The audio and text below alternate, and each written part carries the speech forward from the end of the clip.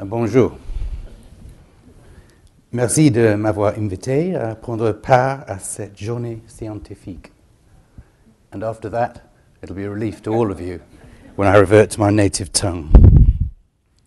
My name is David Tovey. I'm Editor-in-Chief of the Cochrane Library.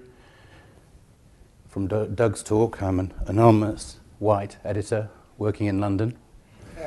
And from Peter, I'm a British subject, Republican, proud citizen of Europe, and man, not machine. So, in my talk today, I'm going to be using four words quite a lot. There are four words that I think are sort of related at the beginning of this slide: trust, transparency, and realism.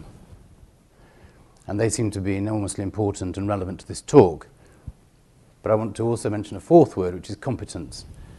I hope the reason will become obvious. So in the next 20 minutes or so, I want to talk about these elements. First, in relation to the Cochrane collaboration, our purpose, which I think is good medicine, good clinical care, good health policy. I want to talk about the people, the reviews, perhaps the thing that we're most known for, and then at the end I'll talk briefly about the future. So for almost 15 years I was a family doctor, a GP in South London. And so a lot of my interest in this is about threats to good medicine. And we've been talking a lot about conflict of interest this morning, and in particular I'm concerned about undisclosed conflict of interest. And of course that may, particularly in relation to doctors, relate to the influence of the drug industry. But I'll just tell a brief story about 20 years ago when Margaret Thatcher was Prime Minister and I was a GP, and she brought in her targets for cervical screening and childhood immunisations. And you had to reach 90% to get a higher target payment. And we had quite a big practice. And for the first few years, we fairly easily hit 90%, and that made us about £30,000. And then people twigged, and people started removing children from their medical list if their parents withheld consent.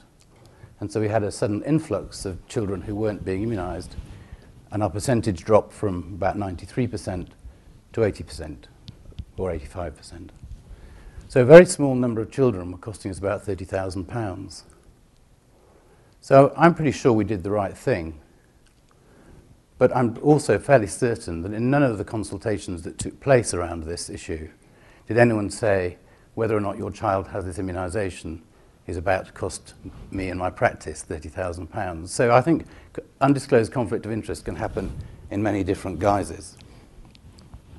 Other threats to good medicine, we've talked a little bit about them: paternalism, over-reliance on instinct, judgment, expertise, experience, poor communication, and low levels of competence.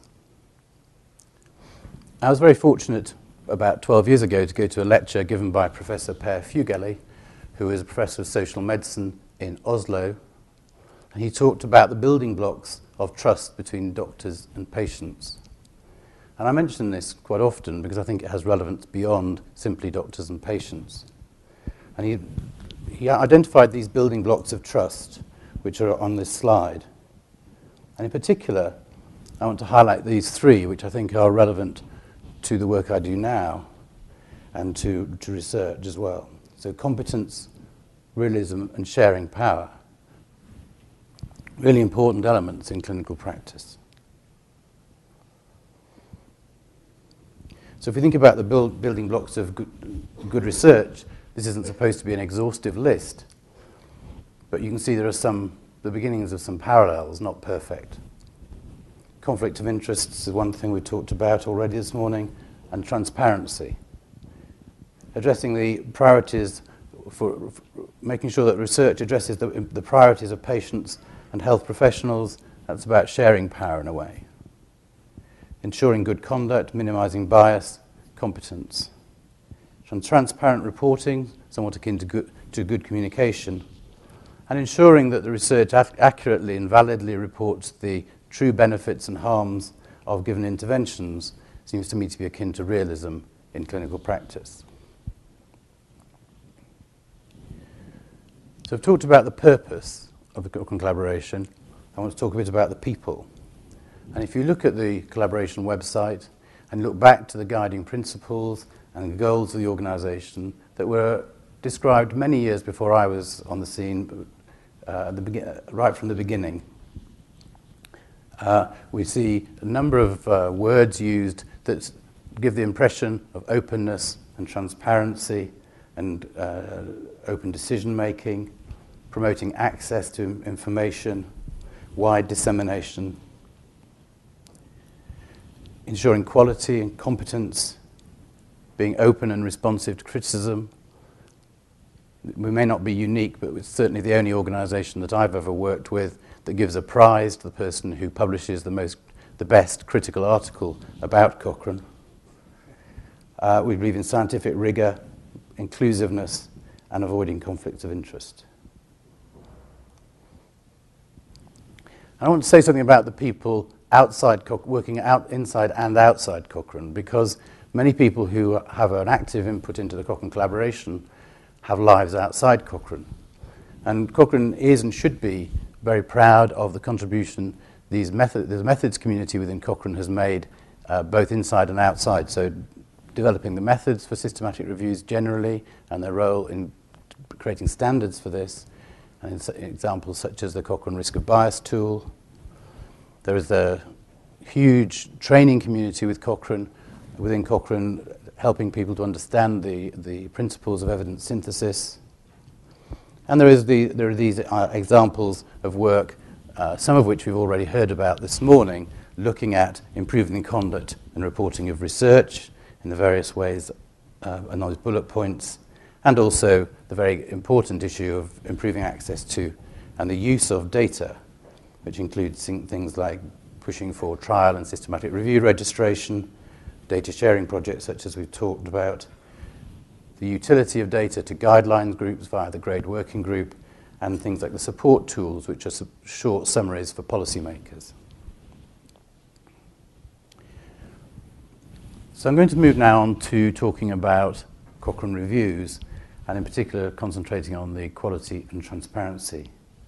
So unsurprisingly, the Cochrane collaboration has a conflict of interest policy, and one part of that is that sponsorship of a Cochrane review by any commercial source or sources is prohibited. And all review authors have to complete a conflict of interest form pre-publication of both the protocol, the review, and indeed any update. And the conflict of interest form that we're using is the one published by the International Committee of Medical Journal Editors and complies with their guidance. Some of you may be surprised to find that financial ties of authors are allowed but need to be disclosed, and indeed that industry authors can conduct and report Cochrane reviews, although they should be a minority within any given team.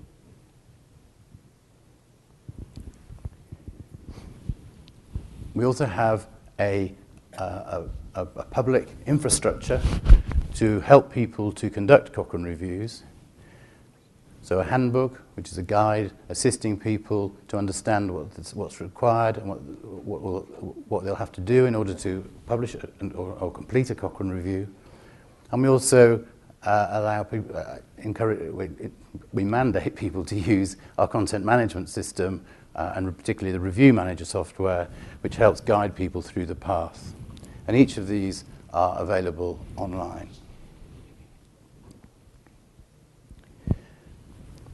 On the right-hand side of the slide to you is a picture I borrowed from Sophia Hill from Melbourne, looking at the systematic review process.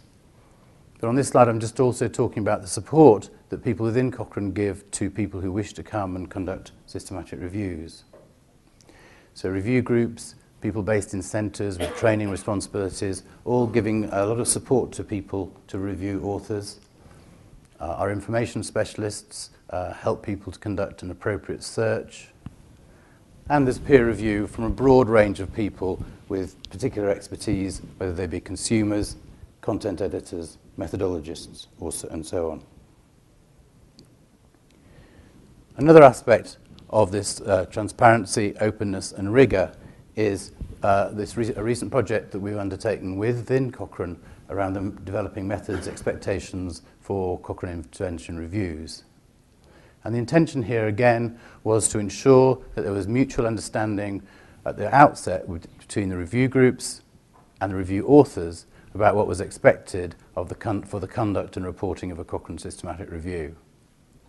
And the process we went through, again, was inclusive and transparent. We split the review process up into its various components, set up working groups to think about what the standards should be, consulted very widely, published it all on an open access website, and by that process we moved towards an agreement on what the standards should be. And just as an example, here is a picture taken from the conduct standards, which shows whether it's mandatory, whether the item is mandatory or highly desirable, what the standard is, some explanation of that, and a rationale and elaboration.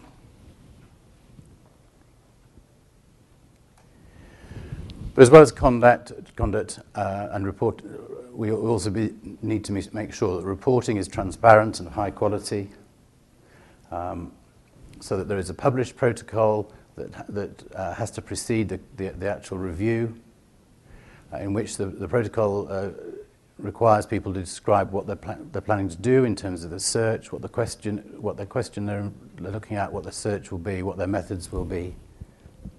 If they change that, they're required to declare the changes to the protocol.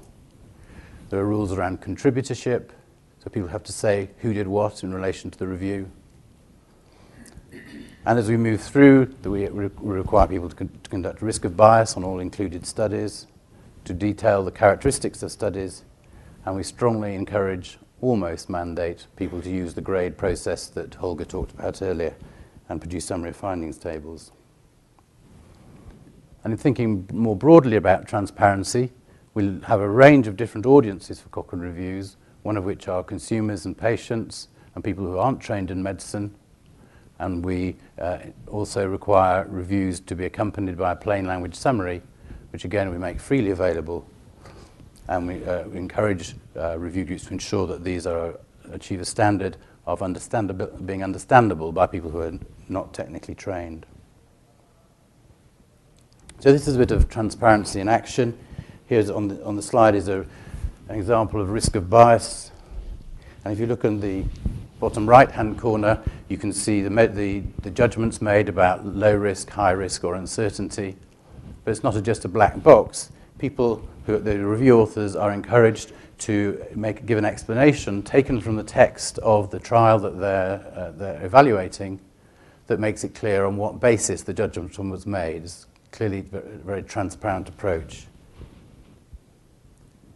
And similarly, in relation to summary of findings tables, if we look here, we see, taken from one of Holger's reviews as it happens, the usual summary of findings table arranged with rows that each correspond to an outcome.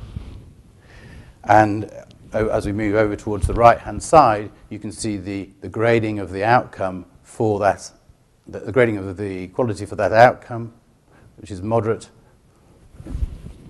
But this isn't just a black box.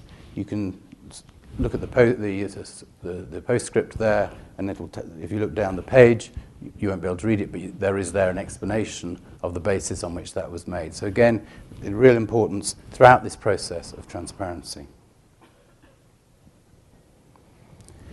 And in terms of data provision, we've talked a bit about that recently, this morning. Many of you will be aware that if you look at a Cochrane review on the Cochrane Library, you'll see a notice there that says you can download the statistical data. If you click on that, you get this little pop-up. And if you click on that, then you're presented with all the statistical data and the forest plots. And this is quite useful and relevant in a situation where I was in recently, where we were at a WHO guideline, and the guideline group looked at this forest plot, not this forest plot, a forest plot, and said, that's very interesting, but this trial was done in 1936. We don't think that has relevance for this particular question. And it was possible to go in, take that trial straight out of the meta-analysis and look at the data. So the guideline group could look at the comparison between the two. Clearly there are risks involved in that process, but it is something that is permissible. And a summary taken from a fairly oldish article now looking at the quality of reporting, which was noted by David Moore and colleagues, that and including Doug, in fact, that the quality of reporting and the Cochrane reviews was, in this case, superior to that of the non-Cochrane reviews they looked at. So if we think about the reviews, we have an importance of clear reporting, independence, avoiding or minimizing conflict of interest, or at least declaring it, rigorous standards of the review at all stages, and transparent reporting and data provision. So I think it's compulsory this morning to mention this particular review, so I'm not the exception. This review is the Cochrane Review published in January this year by Tom Jefferson, Peter Doshi, et al. And maybe this is an example of how Cochrane reviews will be conducted in the future. This was a long-standing review undertaken by the same team,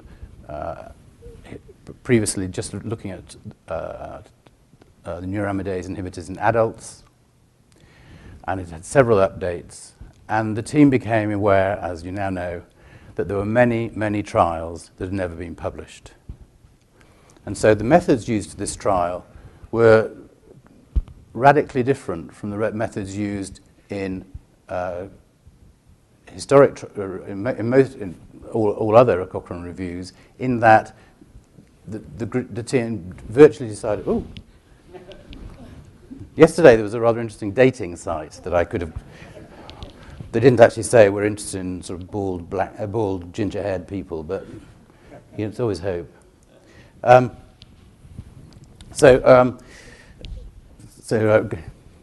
Disappointingly back to Tom Jefferson.